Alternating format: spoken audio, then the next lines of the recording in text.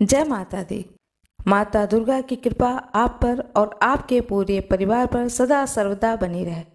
अब मैं आज आप लोगों को सुनाने जा रही हूँ श्री गणेशाय नमः, श्री दुर्गाय नमः। अथ श्री दुर्गा सप्तशती एकादशो अध्यायः। देवताओं द्वारा देवी की स्तुति तथा देवी द्वारा देवताओं को वरदान। ध्यानम। मैं भुवनेश्वरी देवी का ध्यान करता हूँ।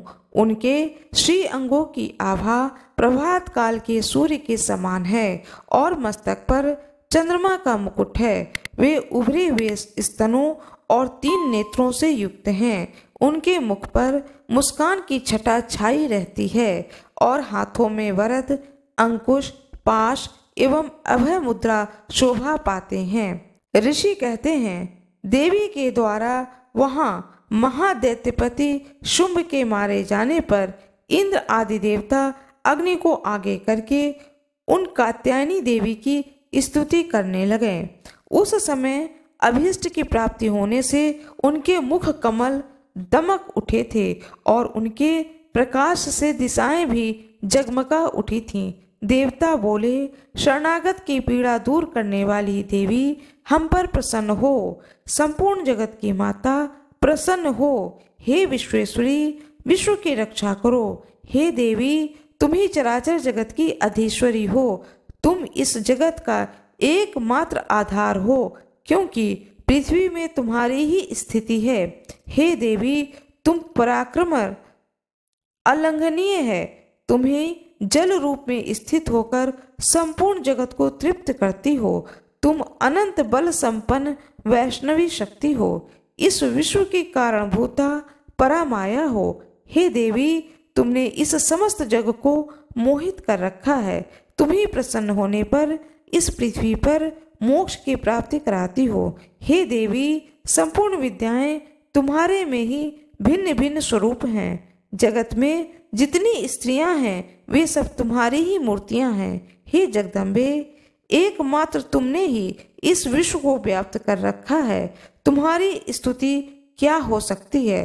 तुम तो स्तवन करने योग्य पदार्थों से परे एवं परावाणी हो। जब तुम सर्वस्वरूपा देवी स्वर्ग तथा मोक्ष को प्रदान करने वाली हो, तब इसी रूप से तुम्हारी स्तुति हो। तुम्हारी स्तुति के लिए इससे अच्छी उक्तियां और क्या हो सकती हैं? बुद्धि रूप से सब लोगों के हृदय में विराजमान रहने वाली तथा स्वर्ग एवं मोक्ष प्रदान करने वाली हे नारायणी मूर्ति, तुम्हें नमस्कार है। कला, काष्ठा आदि रूप से क्रमशः परिणाम अवस्था परिवर्तन की ओर ले जाने वाली तथा विश्व का उपसंहार करने में समर्थ हे नारायणी, तुम्हें नमस्कार है।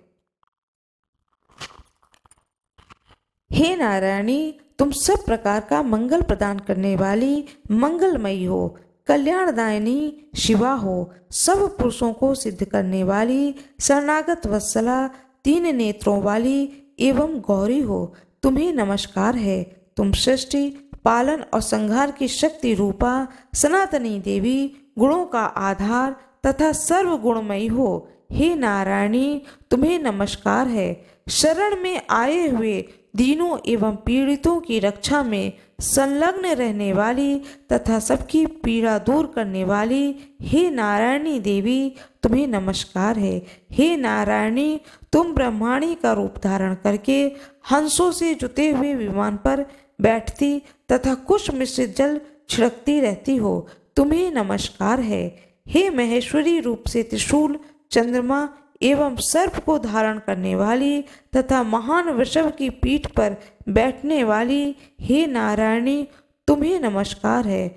मोरों और मुर्गों से घिरी रहने वाली तथा महाशक्ति धारण करने वाली कौमारी रूप धारणी निष्पापे नारायणी, तुम्हें नमस्कार है।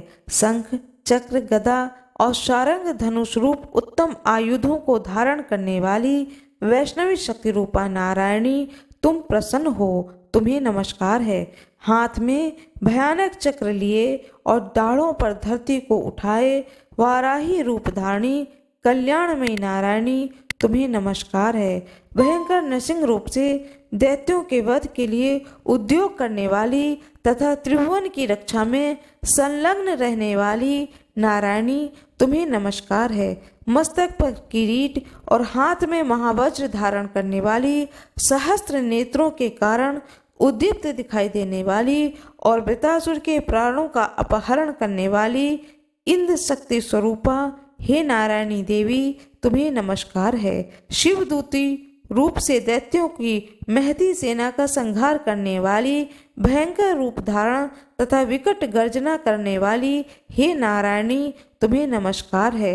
दाढ़ों के कारण विकराल मुखमाली, मुंडमाला से विभूषित मुंडमर्दिनी चामुंडा रूपा नारायणी, तुम्हें नमस्कार है। लक्ष्मी, लज्जा, महाविद्या, श्रद्धा, पुष्टि, स्वधा, ध्रुवा, महारात्रि तथा महाअविद्या रूपा नारायणी, तुम्हें नमस्कार है। मेधा, सरस्वती, भूति, वाभ्रवी, तामसी, नियता तथा ईशा रूपी नारायणी, तुम्हें नमस्कार है। स्वर स्वरूपा, सर्वेश्वरी तथा सब प्रकार की शक्तियों से संपन्न दिव्य रूपा, तुम दीर्घे सब भयों से हमारी रक्षा करो, तुम्हें नमस्कार है। हे कात्यायनी, यह तीन लोचनों से विभूषित तुम्हारा सौम्य मुख सब प्रकार के भयों से हमारी रक्षा करे, तुम्हें नमस्कार है। भद्रकाली, ज्वालाओं के कारण विकराल प्रतीत होने वाला, अत्यंत भयंकर और समस्त असुरों का संहार करने वाला तुम्हारा त्रिशूल भय से हमें बचाए, तुम्हें नमस्कार है।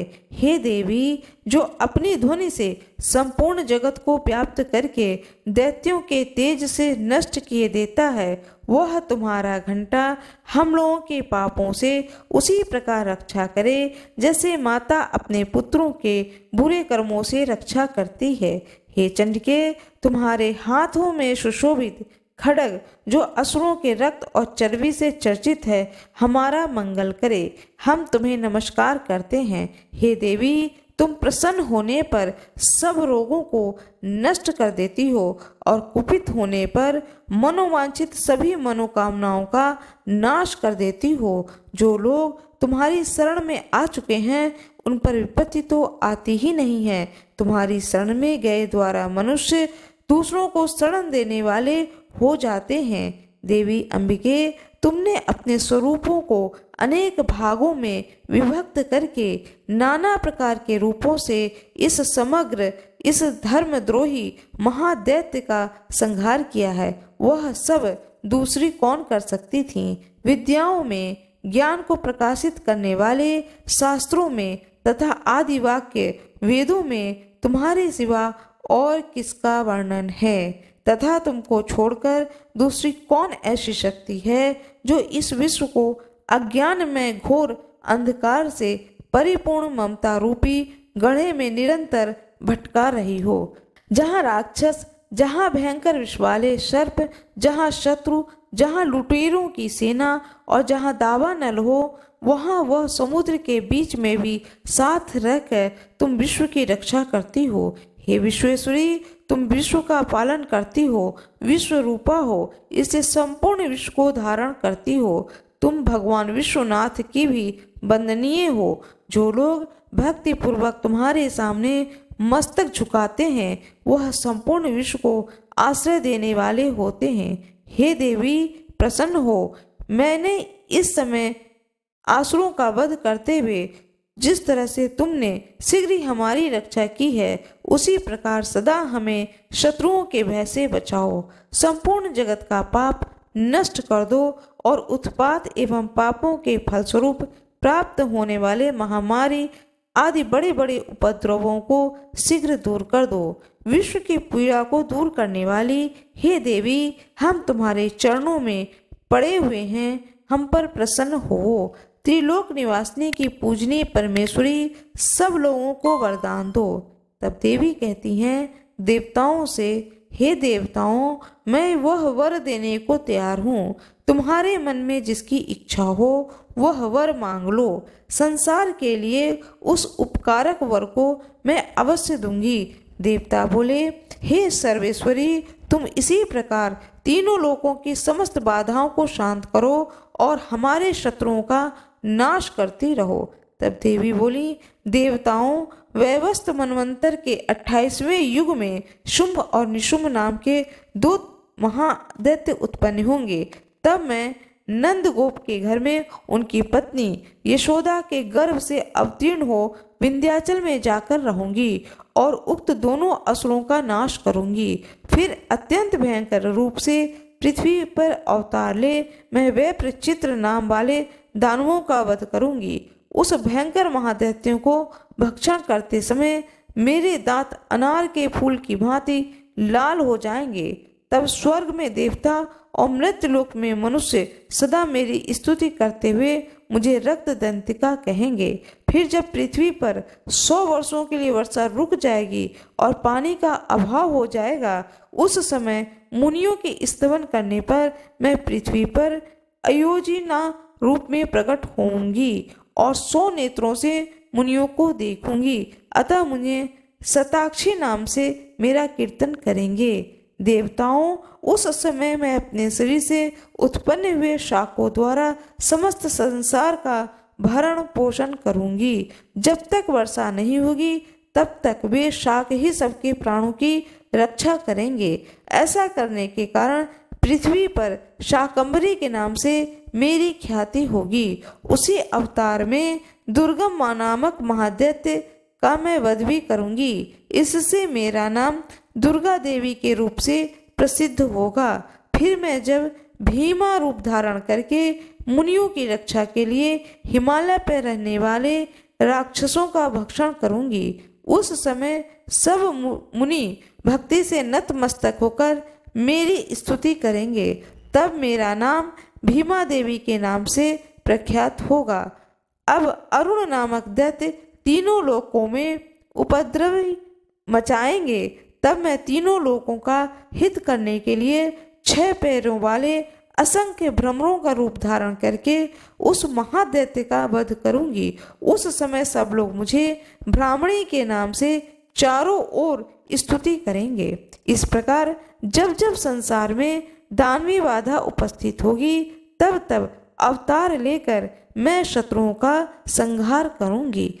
इस प्रकार श्री मार्कंडेय पुराण में सावर्णिक मनवंतर की कथा के अंतर्गत देवी महात्म्य में देवी स्तुति नामक 11वां अध्याय पूर्ण हुआ। माँ दुर्गा की जय हो, माँ काली की जय हो, माँ अन्नपूर्णा की जय हो। मेरा यह वीडियो आप लोगों को कैसा लगा कृपया कमेंट बॉक्स में ज़रूर बताएं। यदि बोलने में पढ़ने में आपको कुछ लगता है कि अशुद्धि है तो उसके लिए मुझे क्षमा करें।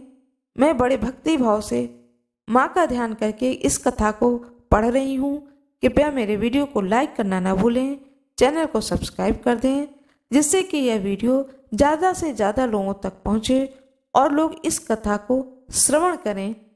मेरा यह वीडियो यदि आप लोगों को पसंद आया तो कृपया लाइक ज़रूर कर दीजिएगा, चैनल को सब्सक्राइब कर दीजिएगा जिससे कि ज़्यादा से ज़्यादा लोग इस कथा को सुन सकें। माता रानी की जय हो, भोले बाबा की जय हो। मेरा यह वीडियो यदि आपको पसंद आए तो कृपया लाइक ज़रूर करिएगा, चैनल को सब्सक्राइब करिएगा, बेल आइकन दबाना ना भूलिएगा। धन्यवाद।